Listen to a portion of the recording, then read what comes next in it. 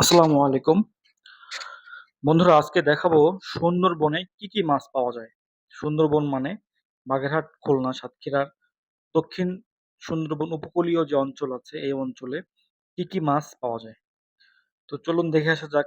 প্রথম থেকে শুরু করি। এই যে মাছটা দেখতেছেন, এইটাকে বলে পায়রা মাছ।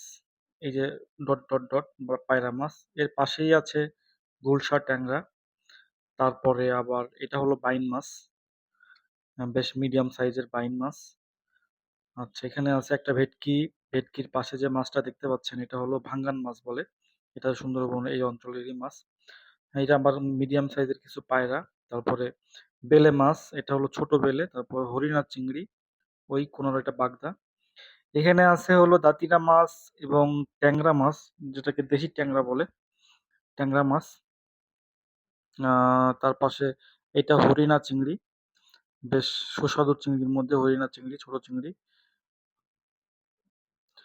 এই মাছটা এই যে একটা মাছ দেখতেছেন, এটা পার্শে মাছ। খুবই সুস্বাদু মাছ পার্শে মাছ। যারা খেয়েছেন তারা জানেন। পার্শে মাছ কিন্তু খুবই স্বাদের একটা মাছ। এটা হলো তাইড়ে মাছ, আর এটা হলো ছোট ভেটকি বা কোরাল বলে, ভেটকি কোরাল ছোট। তো এই মাছগুলোই মূলত সুন্দরবন এই অঞ্চলে সবচেয়ে বেশি পাওয়া যায়। বিশেষ করে লবণ পানিতে এই মাছগুলো, লবণ পানিতে। সাতক্ষীরা বা বাগেরহাটের দক্ষিণ অঞ্চলে মোংলা, এই অঞ্চলে এই মাছগুলোই সবচেয়ে বেশি পাওয়া যায়। খুবই সুস্বাদের, প্রতিটা মাছই সুস্বাদের মাছ, প্রতিটা মাছই ভালো। এবং এই প্রতিটা মাছের কিন্তু মার্কেট ভ্যালু অনেক। আমরা আবার আর একটু যদি দেখাই, তাহলে এই যে দাতিনা মাছ, দাতিনা বা দাতনে মাছ বলে, এই মাছ কিন্তু সুন্দরবন বা এই লবণ পানিতে প্রচুর দাতিনা মাছ পাওয়া যায়। এই এখন থেকে শুরু হবে এই যে বেলে মাছ। হ্যাঁ, আবার এই যে ভেটকি মাছের কাছে চলে আসলাম। ভেটকিটা বেশ বড়, প্রায় 3-3.5 কেজির মতো ওজন হবে। ভেটকি মাছ বা কোরাল মাছ বলে, যেটা কোরাল মাছ। আর খুলনার এইদিকে এই মাছটাকে পাতাটি মাছও বলে কিন্তু। এটা হলো বাইন মাছ, আপনারা দেখতে পাচ্ছেন। তো এই হলো আমাদের এই অঞ্চলের মাছের পরিচিতি। যদি কারো কোনো মাছ ভালো লেগে থাকে তো কমেন্টে জানাবেন। এটা হলো গুলশা মাছ বা গুলশা, এটা পায়রা মাছ। পায়রা মাছ কিন্তু রূপচাঁদা মাছের মতোই, স্বাদও প্রায় সেম। দেখতেও ড্রা ড্রা কাটা। আর এটা হলো বড়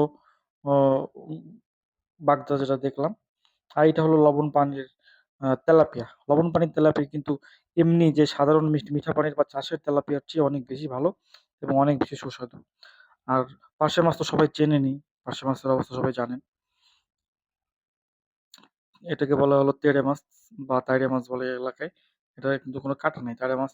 এই যে মাছগুলো দেখতেছেন, সব মাছগুলো কিন্তু বাচ্চাদের খাওয়ানোর মতো।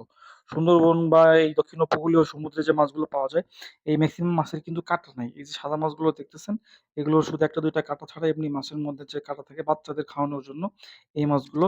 এবং fatty acid, omega 3 fatty acid সমৃদ্ধ মাছ। হ্যাঁ, এই মাছ কিন্তু অনেক সময় ডাক্তাররাও ফলো করে। ধন্যবাদ সবাইকে, আজকে এই পর্যন্তই।